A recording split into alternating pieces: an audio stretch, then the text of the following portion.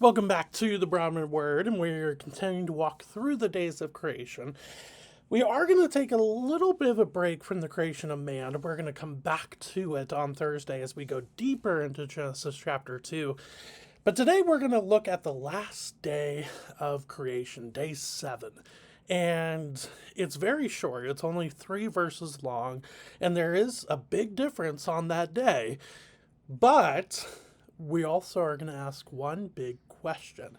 Why did God need to rest? And what does that word rest actually mean? And especially knowing that God is all powerful or omnipotent, why does he need to rest in the first place? So we will tackle all of those things today and more. So turn with me in Genesis chapter 2, verses 1 through 3.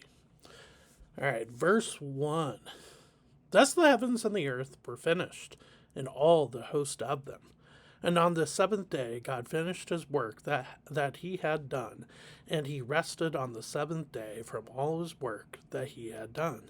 So God blessed the seventh day and made it holy, because on it God rested from all his work that he had done in creation. All right, so a couple things going on in just these 3 verses alone. So, when we're talking about these 3 verses of day 7, one of the big things that jumps out to me is the change of the pattern that we've seen in all the other 6 days. Now, granted, there are differences like day 5 and day 6 when it comes to God blessed them, talking about the giving them the blessing of being fruitful and multiply and fill the earth. So we have a little bit of difference, but there's that big main pattern. God said how he created, and God said that phrase. Then, whatever he is creating, as in quotation marks, because he's saying what he's creating. And then that phrase, and it was so. And then at the end of the day, and there was evening and there was morning, whichever day we're on, and also God saying, it is very good, or it is good. And then on the sixth day, saying is very good. Here, we don't see that general pattern at all. There is no, and God said, there is no quotation marks, there is no, and it was so, there is no, and it was good, or, and there is no, and there was evening, and there was morning, and the seventh day. There's none of that here. So for me, as a reader, I'm supposed to take these 3 verses as this is almost like a bow wrapping up the present. Yes, it is wrapping it up, but it doesn't look like what's inside the present or the present itself at all. It's just tying it up. And really, that's what day 7 is. However, there's still a big thing that goes on day 7, and that's the fact that God rested.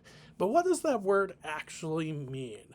Well, I think the Hebrew word for that word rested kind of gives it away when you hear it, and that word is Shabbat. So, Shabbat, I think, really gives away that word and the meaning of rested. Now, when you and I look at the word rested, we think of a nap. We think of, I am at my wits' end. I just need to take a break. I just need to rest. You can also think of, I've just had major surgery. I need to recover. I need to rest. For us, that's probably what's first coming into our mind when we think of the word rest. But here, though, it's a lot deeper than that. The word Shabbat, by the way, can mean to cease, desist, or rest. And of course, it then becomes to keep Sabbath is one of the big usage of the words Shabbat, because again, Shabbat, Sabbath, very, very close together, not just in sound, but in word as well. But here it makes sense why God is resting here for 2 reasons. First, he did just create the whole entire universe and space and time itself. So I would be resting too, just being honest. Um, But for me, I think he's resting to set an example for you and I for two reasons. One, to set up the Sabbath, which we can talk about a different day. I think we should still keep the Sabbath now, not necessarily in like a legalistic manner, but if you ever just thought, you know what, I'm going to take a step back today, I'm going to spend time listening to worship music, I'm going to listen to maybe somebody reading the Bible, like an audio version, I'm going to spend time reading the Bible, prayer, all those different things. Have you ever thought about just making a day of that? Probably not. And let's be honest, me too. And so I think for me, this is a great passage because it's showing that even God rested. Now, what does that actually mean when it comes to the omnipotence of God? Well, the word omnipotent means all powerful. And so, if God is all powerful, why would he need to rest? Well, one of the big things with the word Shabbat is to cease or desist.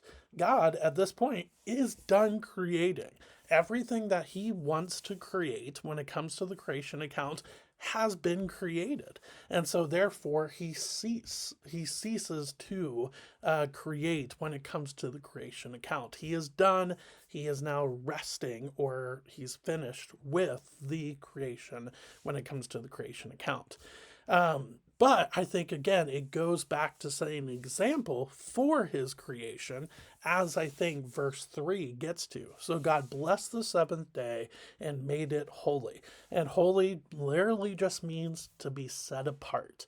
And so, because of that, I think he wants to set an example for you and I to go, okay, even if it's just a few hours in a day, or if it's a whole day, hopefully, take some time to take a step back and to spend time with God. Just to stop the busyness and the craziness of life. Our senior pastor, Pastor Rick, just spent some time this past Sunday about how busyness interferes with our spiritual walk.